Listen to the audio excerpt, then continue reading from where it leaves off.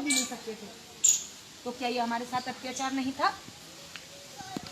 क्या किसी ईश्वर को कहना नहीं चाहिए था कि भाई ये भी ईश्वर के बच्चे, ये भी मेरे बच्चे, इनके साथ इतना अत्याचार क्यों? लेकिन कोई नहीं आया 33 करोड़ में से। पर बाबा साहेब डॉक्टर अंबेडकर आए और बोले कि ऐसा नहीं होने दूंगा, इनको बराबरी का हक दिलवा कर रहा हूं। मंदिरों में घुसने का हक नहीं था, किसी के पास बैठने का अधिकार नहीं था। डॉक्टर अंबेडकर ने लिखित संविधान में कहा कि सब समान है। ये देश ऐसे ऐसे ऐसे नहीं चलेगा, ये देश ऐसे चलेगा। जो पढ़कर लिखकर अपनी क्वालिफिकेशन को साबित करेगा वो ही जज की कुर्सी पर बैठेगा, कोई जाति का आदमी नहीं बैठेगा। यदि आपके अंदर काबिलियत है तो आप डीएम एसपी बन सकते हो, जाति के ऊपर नहीं बनोगे। ऐसा ही है ना, आज आप डॉक्टर, इंजीनियर, वकील, जज, कुछ भी, नेता, परिनेता, खिलाड़ी यदि बन सकते हो तो आप अपनी योग्यता के अनुसार बन सकते हो, जाति के आधार पर नहीं। ये अधिकार किसने दिया? डॉक्टर अंबेडकर ने दिया। और इस देश के अंदर सबसे बड़ी ताकत जिसको कहा जाता है, जिससे सरकारें तैयार होती हैं, वोट का अधिकार। उस वोट के अधिकार को किसने दिया आपको? कोई नेता आपकी गलियों में आता, नेता आपके पैर छूता? आपको क्या लगता है यदि आपके पास वोट का अधिकार नहीं होता तो नेता आपके पास आते, नेता आपसे बात करते? अरे नेताओं को तो आपकी बच्चों से भी बदबू आती है। उनके पास समय नहीं है आपके पास आने का, लेकिन उनकी मजबूरी है। किसकी बदौलत आते हैं वो आपके पास? आपके वोट की शक्ति को लेने आपके पास आते हैं। इन औरतों के पास भी आते हैं जिन औरतों को कोई पूछता भी नहीं था। पूछता क्या कोई तुम्हें? ये शक्ति किसने दी तुम्हें? वोट की शक्ति किसने दी? ये वोट की शक्ति बाबा साहेब डॉक्टर अंबेडकर ने दी। और इस शक्ति को देने के लिए डॉक्टर अंबेडकर ने जानते कितनी कुर्बानियां दी?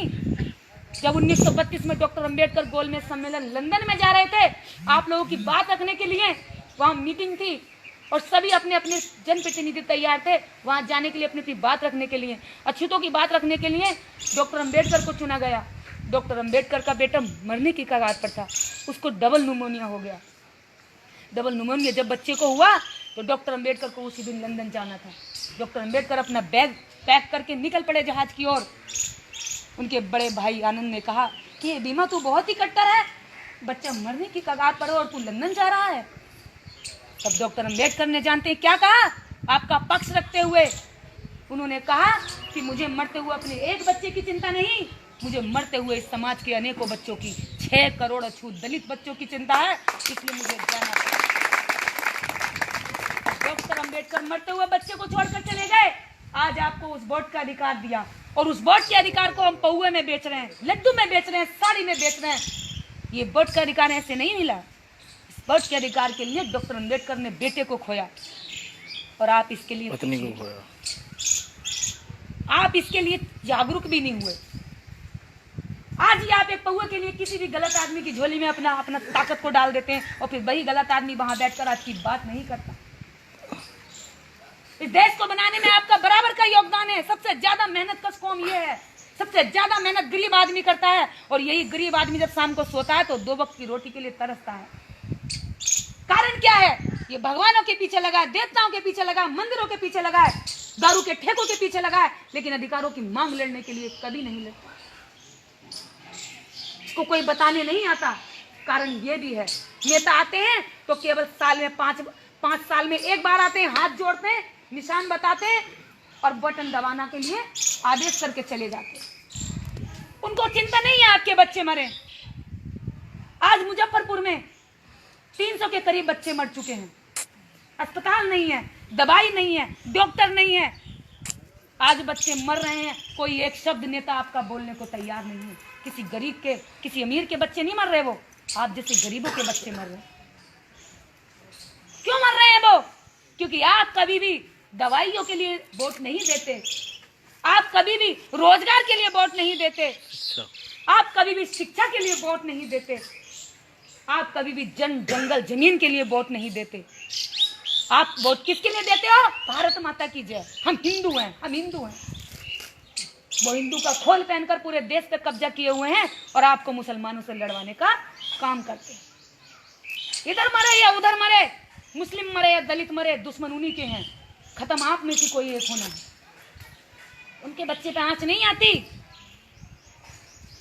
हमको मुस्लिम दुश्मन बताया जाता है, मुसलमान तुम्हारा दुश्मन है, मार डालो, मुसलमान तुम्हारा दुश्मन है,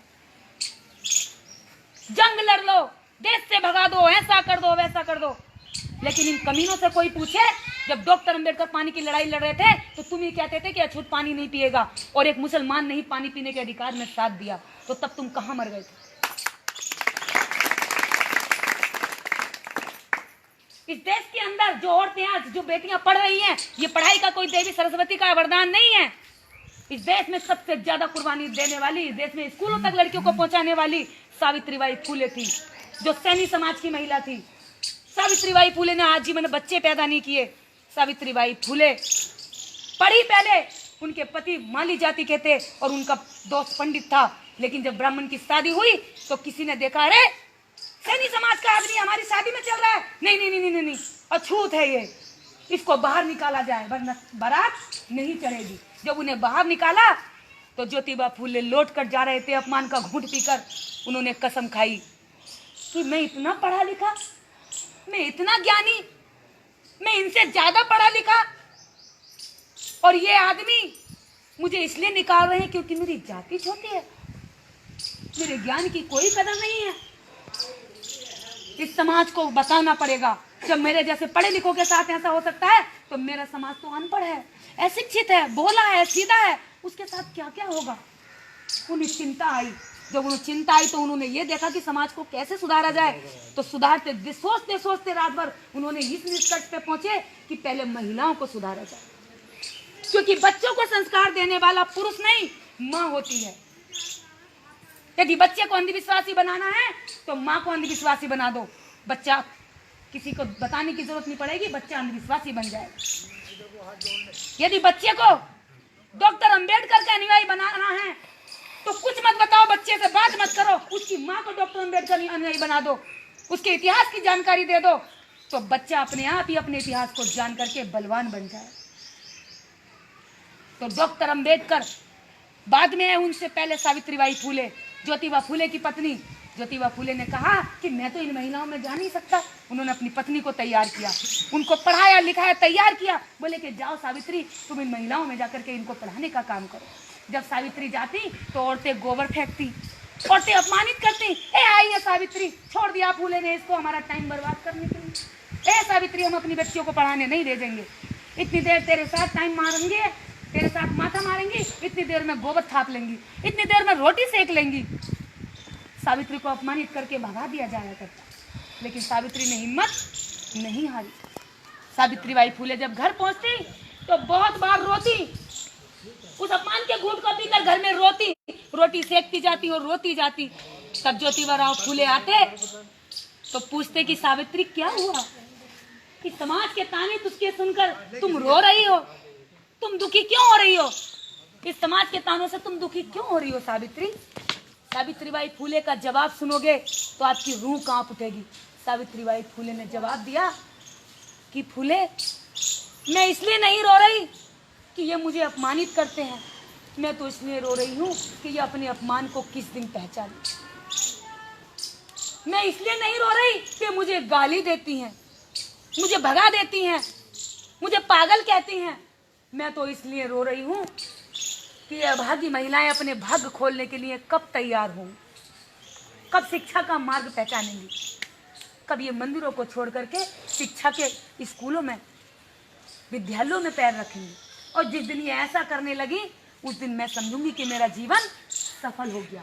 सावित्रीबाई फूले ने आज से 100 साल पहले ये बात कही, 150 साल पहले, और आज फिर एक माँ चाहती है कि मेरी बेटी स्कूल में जाकर पढ़ाई करे। ये किसका विचार है?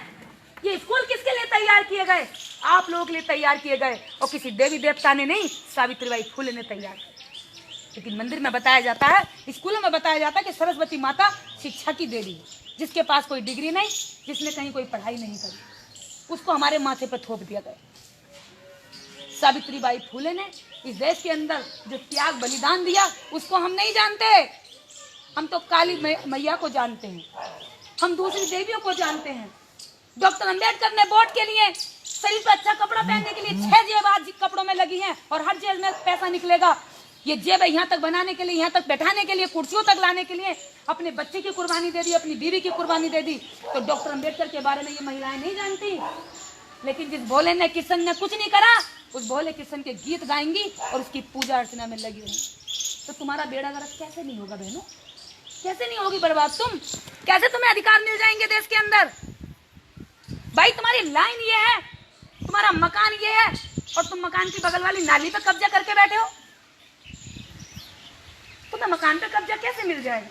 तुम्हारे कब्जे की बात बताती हूँ। इस देश के अंदर एक वोट तुम्हारा है, एक वोट टाटा बिरला अंबानी और प्रधानमंत्री का है।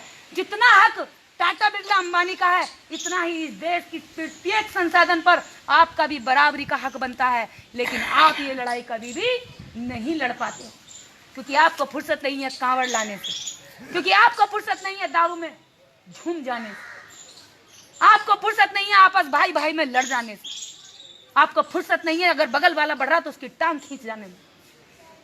आप दूसरे ही काम में लगे हुए हो, तो आप कब लड़ोगे अपनी लड़ाई हक की? ये कब तक ये बच्चों को तैयार करोगे? इन्हें पैदा करके हम पीएम बनाने के लिए तैयारी नहीं कर रहे, मजदूर तैयार कर रहे हैं। यदि हमने 4 बच्चे पैदा किए आज की डेट में, तो हमने 4 मजदूर तैयार कर दिए और नेताओं के लिए 4 वोट तैयार कर दिए, पर अपने लिए हमने कुछ भी नहीं किया। ये हमारे समाज की सच्चाई है। इसे जितना जल्दी हम समझेंगे, इतना जल्दी तरक्की की ओर जाएंगे।